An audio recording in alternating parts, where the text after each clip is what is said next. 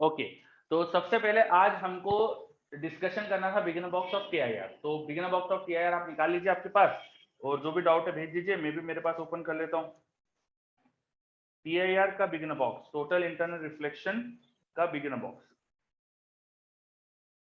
जो भी उसमें डाउट हो सेंड करिए, मैं मेरे पास ओपन कर लेता हूँ। Just a second.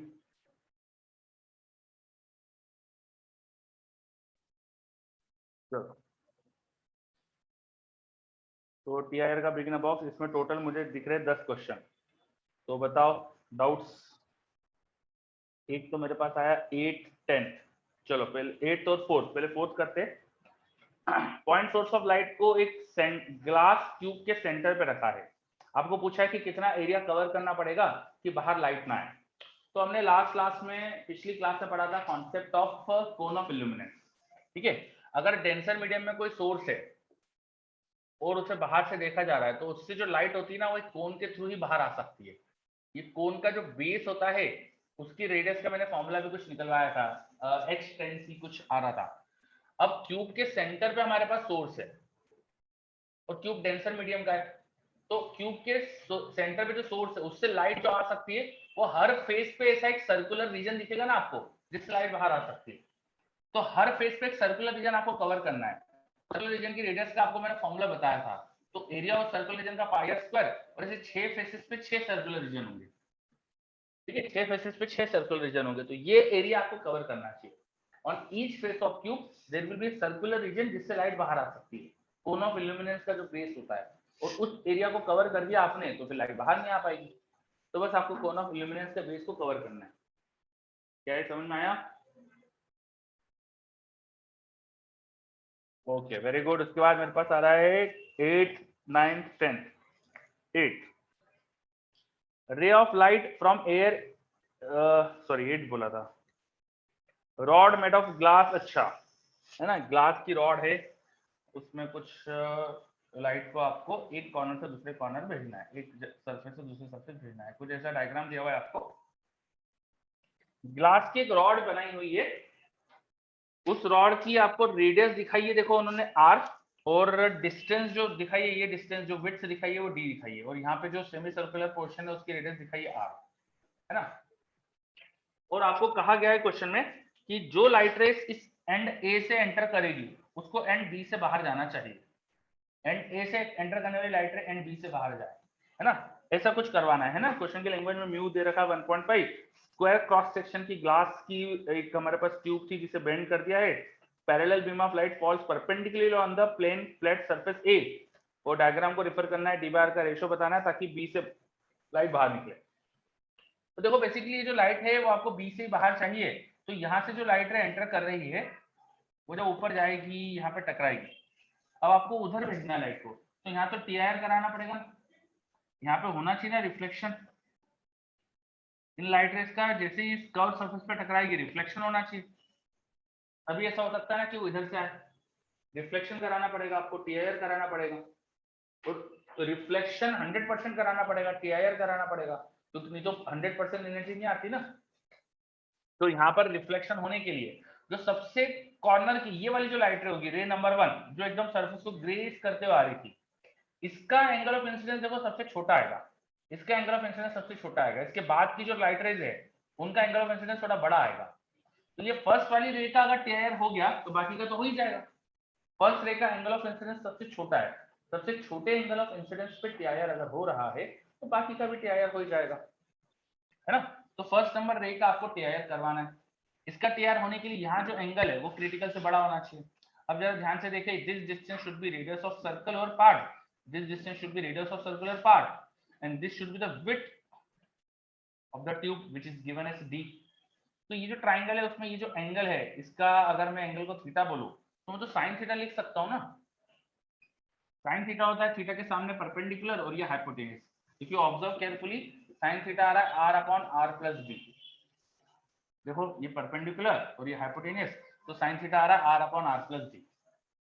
ठीक है, और साइन थीटा ये ग्रेटर देन 1/म्यू होना चाहिए। क्रिटिकल एंगल से बड़ा हो थीटा तो sine of theta greater than 1/म्यू होता है। ठीक है, चलो क्लियर। बस r upon r plus d should be greater than 1 by mu. Mu is given in question is 1.5. So now you can calculate the ratio of d by r. इसको आगे solve करके d by r का ratio निकाल दो तो question हो जाएगा। चलो आ रहा है समझ में ये? अगर ये साइन थीटा बड़ा हो गया 1 by mu से तो क्रिटिकल एंगल से बड़ा है थीटा तो डेफिनेटली TIR हो जाएगा। तो यहाँ TIR होगा तो लाइट रे फिर इधर से आ सकती है, तो TIR करवाना था बेसिकली। तो क्वेश्चन नंबर 8 हो गया। उसके बाद मेरे पास डाउट शायद 10th आया था, मैं बराबर फिर देख लेता हूँ जस्ट सेकंड। हाँ 9th दिख रहा है, 10th दिख रहा है। चलो 9th और 10th।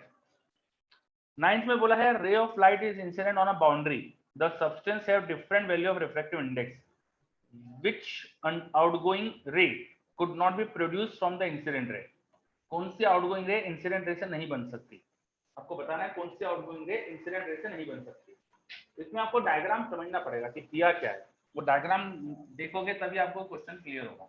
तो आपको कुछ ऐसी बाउंड्री दी है, ये इधर की तरफ मीडियम 1 दिया है, इधर मीडियम 2 दिया है, दो मीडियम के बीच में कुछ ऐसी बाउंड्री दी है, थोड़ा सा बेंड है उस बाउंड्री में, और एक लाइट रे दिखाई है, इंसिडेंट लाइट रे यहाँ इस जगह पे आती हुई, और उन्होंने बहुत सारी रे दिखाई है। एक रे 1 दिखाई है ऐसी, फिर रे ए बोला है, सॉरी इसे ए, फिर रे बी बोला है कुछ ऐसे जाती हुई, रे सी बोला है जो ऑलमोस्ट सीधी जा रही है, और रे डी बोला है जो इधर की तरफ जा रही है ना। ऐसे कुछ उन्होंने एबीसीडी 4 रे दिखाई है आपको, और पूछा है विच ऑफ दिस रे इज नॉट पॉसिबल। रे नंबर ए पॉसिबल है अगर TIR हो रहा हो, रे नंबर ए पॉसिबल है अगर TIR हो रहा हो, है ना। मान लो वो सरफेस कर्व्ड थी, तो कर्व पता नहीं नॉर्मल किधर आ रहा है, पर मान लो कि एकदम बीच में नॉर्मल हो तो ये हो सकता है TR हो रहा हो, तो रे नंबर 1 पॉसिबल है। रे नंबर 2 पॉसिबल है अगर रे नंबर बी पॉसिबल है अगर दूसरा मीडियम रेयर हो जाए। रे नंबर सी पॉसिबल है अगर ये लाइट रे सरफेस पर नॉर्मली आ जाए, नॉर्मली आए तो नॉर्मली चली आएगी। पर ऐसा कभी हो सकता है क्या कि नॉर्मल के जितना एंगल बनाते हो लाइट रे इधर आ रही हो, इधर की तरफ ही बेंड हो जाए, लाइट रे ऐसे आ और ऐसे बेंड हो जाए, angle of refraction negative side में हो? ऐसा थोड़ी होता। हमने जितने भी अभी तक रिफ्रैक्शन पढ़ा है, हमने जो भी रिफ्रैक्शन पढ़ा, ये सरफेस बड़े सरफेस का नॉर्मल, अगर नॉर्मल के इधर लाइट आती तो नॉर्मल के उस साइड रहती हो, है ना। नॉर्मल के इधर थोड़ी आ जाती वो कभी, यहाँ थोड़ी आती नॉर्मल के। अगर आप प्रॉपर्ली देखो, ढंग से देखो, तो ये रे जो इंसिडेंट दिखाई थी और जो डी वाली रे है वो तो नॉर्मल के इस तरफ आ रही है। This is not possible. अगर समझ में पॉइंट? तो रे नंबर डी, ठीक है सभी बच्चे? तनिष को तो क्लियर है, बाकी सबको क्लियर? जिसका डाउट था उसको mainly clear? Yes sir. Very good. इसके बाद मेरे पास आया क्वेश्चन नंबर 10 डाउट। ये क्यों आया, इसमें क्या समस्या है बताओ जरा। क्वेश्चन नंबर 10 में क्या समस्या है? क्वेश्चन नंबर 10 अंश, क्वेश्चन नंबर 10 में क्या समस्या है?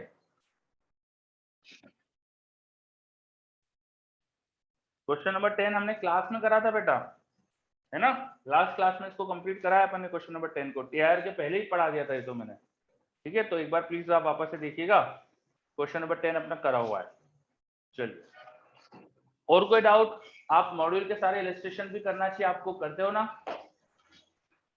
मॉड्यूल में जितने इलस्ट्रेशन दिए वो सब अच्छे रहते हैं, सबको करना चाहिए, ठीक है। वो इसलिए दिए जाते हैं कि क्लास में अगर हम कभी कुछ क्वेश्चन नहीं करा पा रहे तो मॉड्यूल में है उससे आप सीख लोगे, है ना। तो आपको वो सब भी करना चाहिए।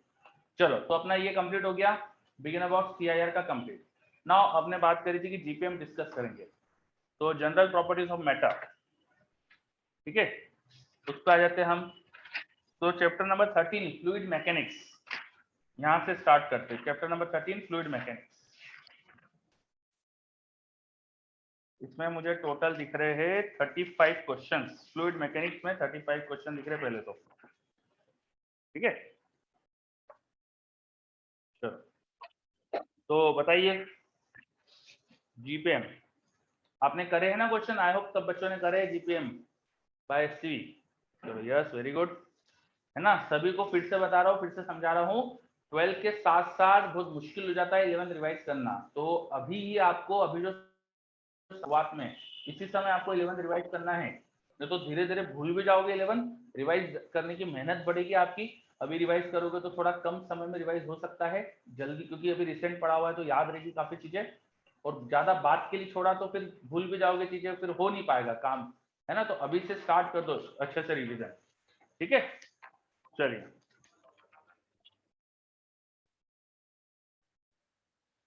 तो जीपीएम में सबसे पहला जो चैप्टर था फ्लूइड मैकेनिक्स, इसके अंदर एक्सरसाइज में बताते जाओ डाउट्स आपके। एक मेरे पास 25 आया है, 35 में जो जो डाउट्स है बताते जाइए जल्दी से। एक तो 25 आया मेरे पास, मैं लिखते चलता हूँ यहाँ पे। और एनी अदर डाउट?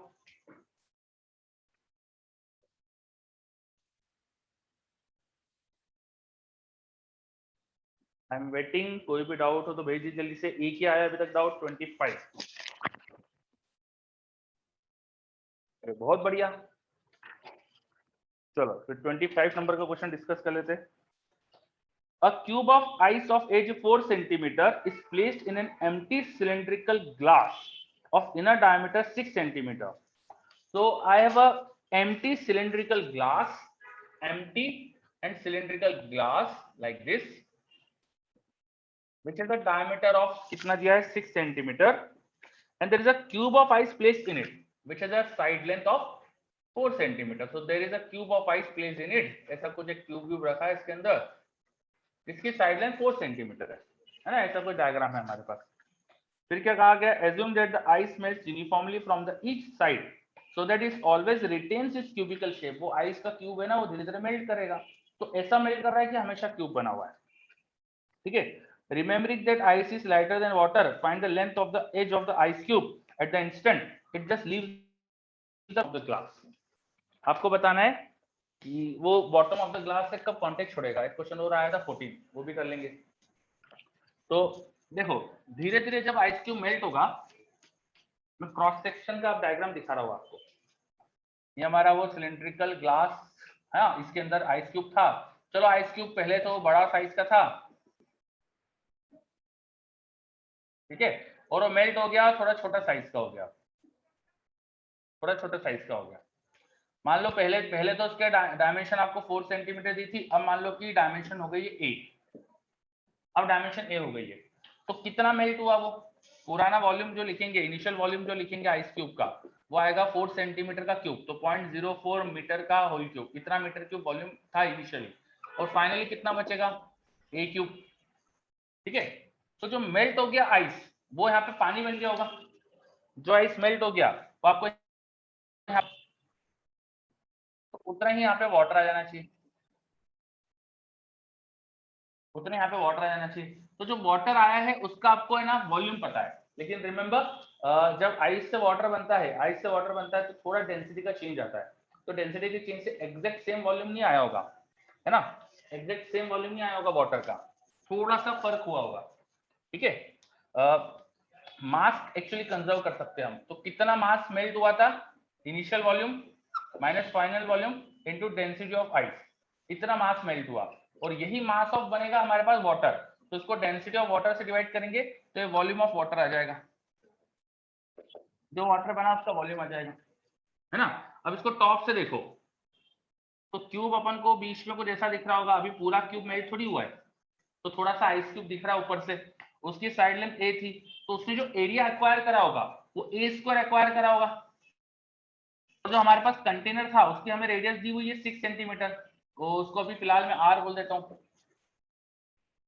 तो हमें वाटर का जो सरफेस एरिया दिख रहा होगा, वाटर का जो सरफेस एरिया दिख रहा होगा वो दिखना चाहिए मुझे pi r square minus a square, this should be the surface area of water. Water का सरफेस एरिया जो होना चाहिए वो होना चाहिए पूरे अपने वेसल का एरिया माइनस क्यूब का एरिया, तो वाटर का सरफेस एरिया ये दिखना चाहिए। सरफेस एरिया जो होगा वाटर का, जो भी सरफेस एरिया यहाँ पे वाटर का है ए into the height of water, ये उसका वॉल्यूम होना चाहिए, है ना। तो वॉल्यूम जो आया टोटल वो होना चाहिए this area into height, this should B volume of water. So I can calculate the height. I can calculate the height by dividing this area. ये एरिया इधर वॉल्यूम में एरिया से डिवाइड कर दो तो यू कैन गेट हाइट, कितने height तक पानी है। अब पानी की हाइट पता चल गई, तो अब क्यूब का कितना मेरे बता सकते हैं, क्यूब का कितना वॉल्यूम पानी के अंदर बता सकते हैं अपन, ठीक है, क्यूब का कितना वॉल्यूम वाटर के अंदर है हम बता सकते हैं। ठीक है, तो हम क्या करेंगे, देखो जब क्यूब जस्ट लिफ्ट अप होने वाला होगा, जस्ट लिफ्ट अप होने वाला होगा, तो उसका पूरा वेट बैलेंस करा होगा बॉइंट फोर्स ने। Wait of the ice cube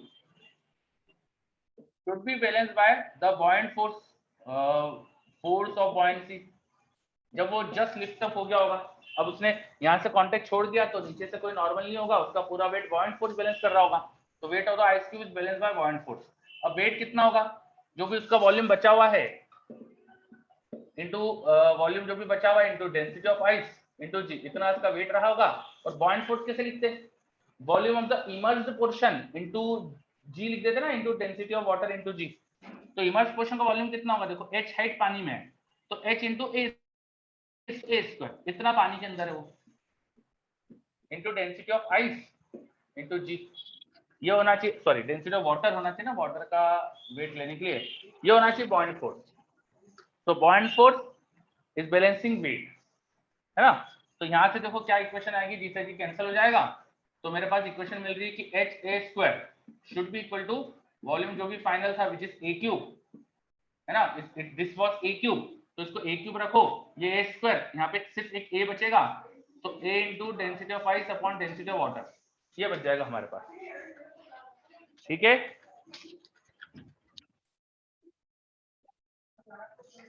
sorry,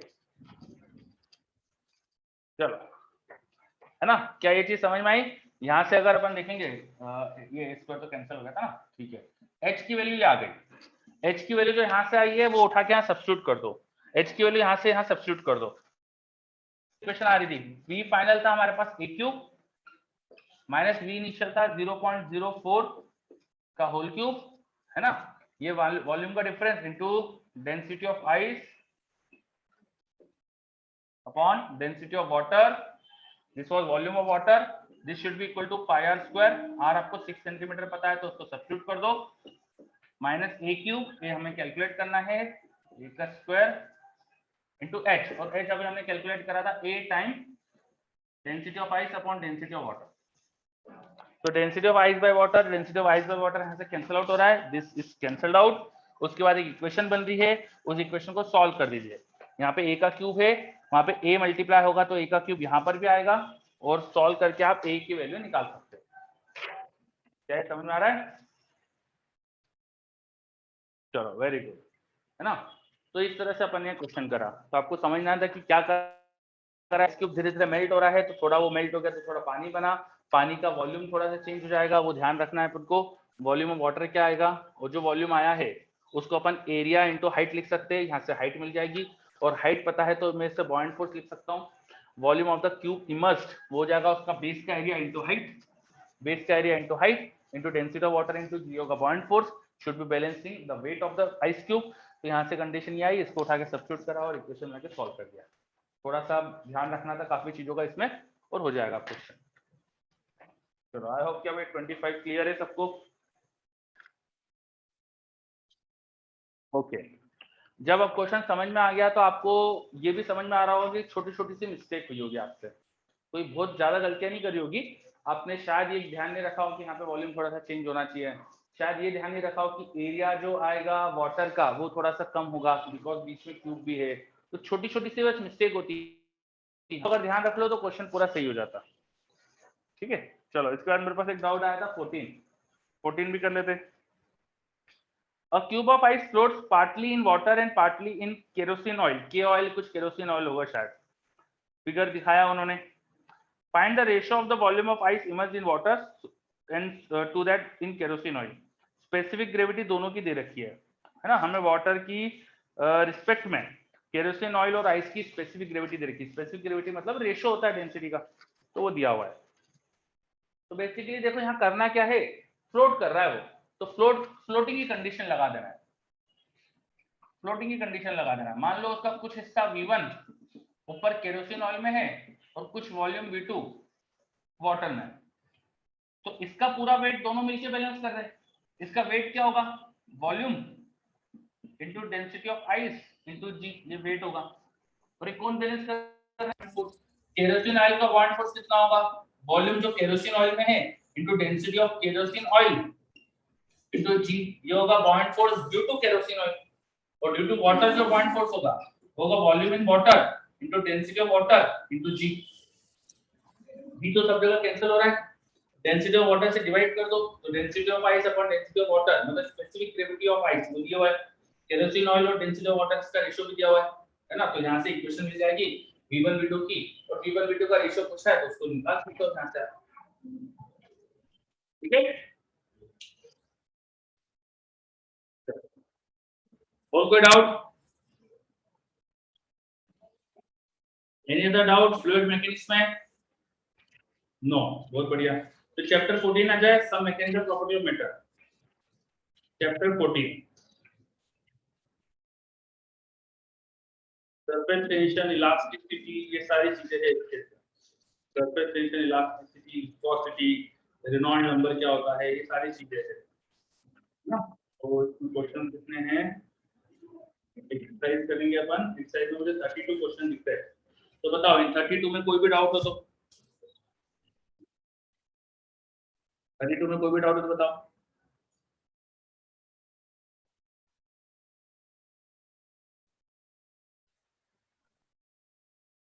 एक आया 28 और 28 और कोई,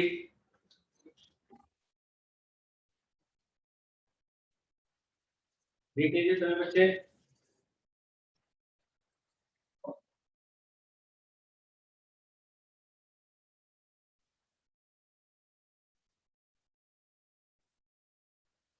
चलो 28 करते जब तक आप देख लीजिए, कोई डाउट तो भेज लीजिएगा।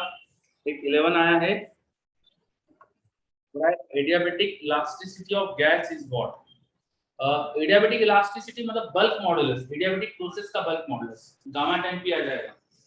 बल्क मॉडुलस अपन कैसे फाइंड करते हैं, प्रेशर जो एक्सेस में लगाया अपन ने उसकी वजह से वॉल्यूम चेंज होता है, तो वॉल्यूम में change upon original volume into bulk modulus, ये होता है एक्सेस प्रेशर।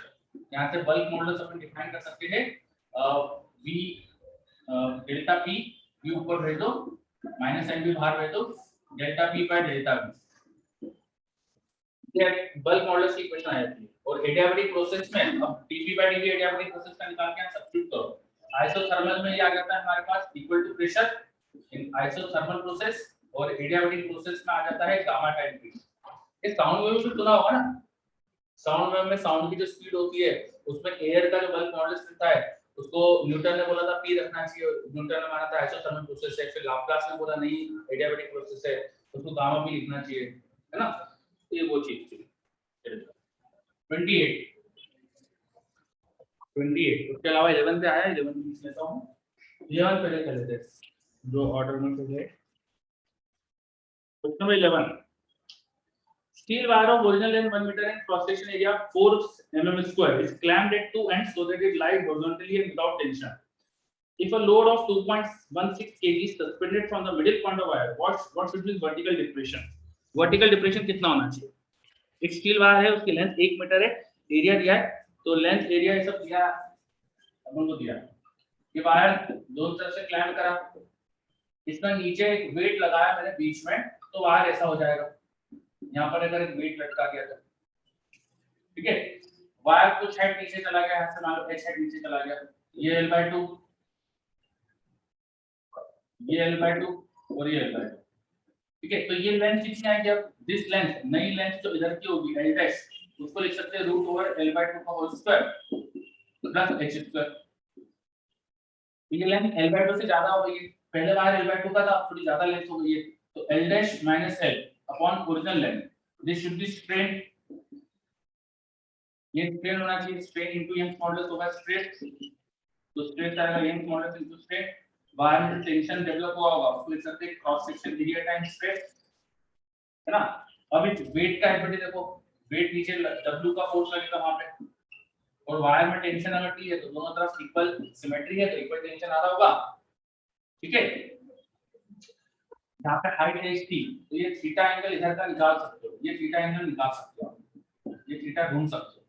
आप देखेंगे इस ट्रायंगल के अंदर तो tan थीटा वो दिख रहा है h/l/2, है ना, तो tan थीटा पता है, तो T का sin theta component 2T sin theta is balancing weight, 2 की sin theta is balancing weight, तो T आ जाएगा हमारे पास यहाँ से W/2 sin थीटा, तो टेंशन को यहाँ पे इक्वल कर दो W/2 sin थीटा, तो sin थीटा की वैल्यू निकाल देना वहां से, tan थीटा अगर h/l/2 है या 2h/l है तो sin थीटा हो जाएगा परपेंडिकुलर अपॉन हाइपोटेन्यूज, हाइपोटेन्यूज हो जाएगा √L² प्लस 4h², ये सब्स्टिट्यूट कर देना यहाँ पे, एक इक्वेशन आएगी बड़ी सी, और फिर उसमें अप्रोक्सीमेशन लगाना, अप्रोक्सीमेशन ये लगाना क्योंकि देखो उन्होंने यंग्स मॉडल जो दे रखा है वो दिया है 2 × 10⁻11 न्यूटन पर मीटर, और जो फोर्स लग रहा है 2.16 केजी, यहाँ पे वेट आएगा 2.16 × 10 मतलब 21.6 न्यूटन, तो 21.6 न्यूटन बहुत ही कम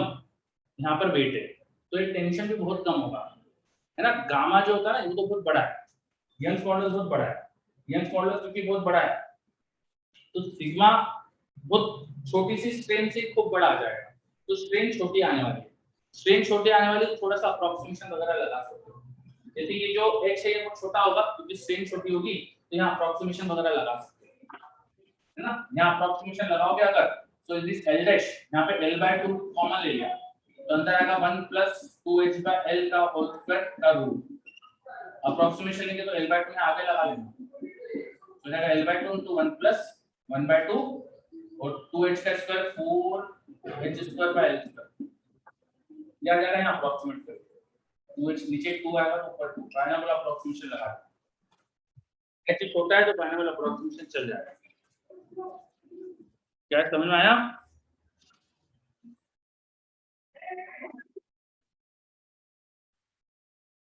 क्लियर? Yes, very good. चलो उसका 28 जो आया था वो कर लेते हैं, फिर अपन 12 आया वो करेंगे। 28 consider an ice cube of x 1 centimetre kept in gravity free hall, ice cube है उसे ग्रेविटी फ्री हॉल में रखा है, find the surface area of the water when the ice melts, correct, तो 4 पाई r स्क्वायर कर देना, volume conservation करो उसके बाद 4 पाई r स्क्वायर कर लेना, सरफेस एरिया आ जाएगा। भाई आइस क्यूब मेल्ट होगा तो स्फीयर बनेगा क्योंकि पानी फ्री स्पेस में सरफेस टेंशन से स्फेरिकल शेप एक्वायर कर लेगा, तो जो वॉल्यूम बनेगा वाटर का वो निकालोगे volume of the ice into density of ice divide by density of water, ये वॉल्यूम आया और वॉल्यूम को लिख देना 4 पाई वॉल्यूम को लिख देना 4/3 पाई r क्यूब, ठीक है, तो इससे r मिल जाएगा और फिर 4 पाई r स्क्वायर सरफेस एरिया होगा, बता सकते हो। है 28 समझ में? या वेरी गुड। अब मेरे पास एक डाउट हो रहा था 11th तो हो गया, सॉरी 12th आया। Copper wire of cross section area 0.01 centimetre square under a tension of 20 newton, find the decrease in cross section area, Young's modulus of copper दे रखा है, पॉइजन्स रेशियो दे रखा है, तो पॉइजन्स रेशियो दे रखा है ना तो उसे कर दो। पॉइजन्स रेशियो का मतलब क्या होता है ये क्वेश्चन, तो बस पॉइजन्स रेशियो का मतलब पता होना चाहिए तो हो जाएगा, तो आप बताओ मुझको पॉइजन्स रेशियो का मतलब क्या होता है?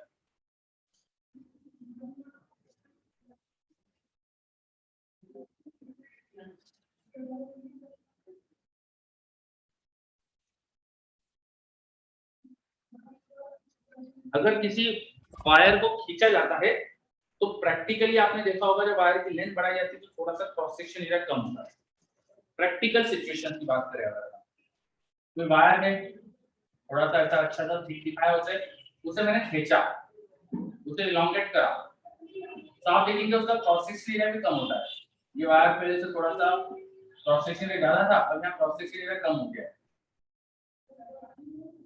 है ना, उसकी लेंथ बढ़ाई है तो एरिया कम हो, ठीक है, तो उसमें स्ट्रेन डेवलप हुई है, व्हेन इंक्रीज करा है लेंथ को तो एरिया क्रॉस सेक्शन थोड़ा कम हुआ है, एरिया क्रॉस सेक्शन कम होने से थोड़ी स्ट्रेन डेवलप हुई है एरिया में, तो जो एरिया वाली स्ट्रेन और जो लॉन्जिट्यूडनल स्ट्रेन है इनके रेशियो से शायद पॉइजन रेशियो डिफाइन होता है, सही बात है क्या?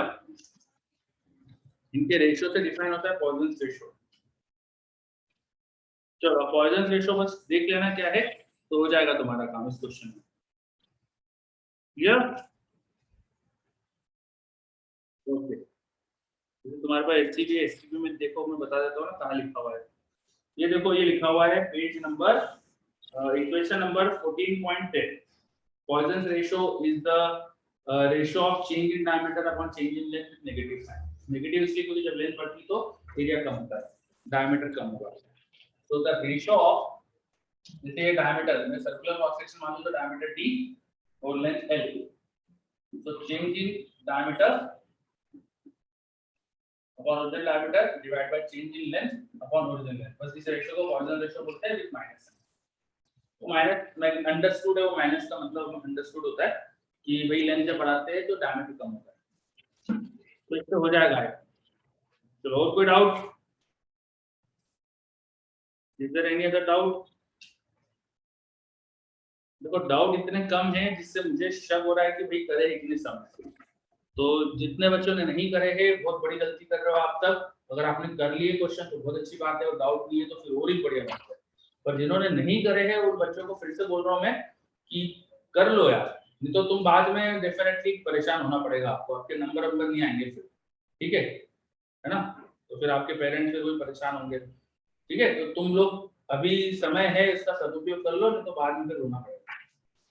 चलो, इज इट क्लियर? और कोई डाउट इसमें? अब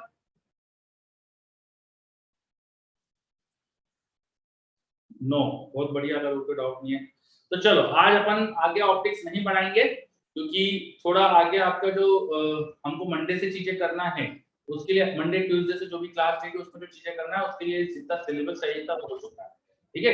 तो आज अपनी फिर क्लास नहीं करेंगे, ठीक है?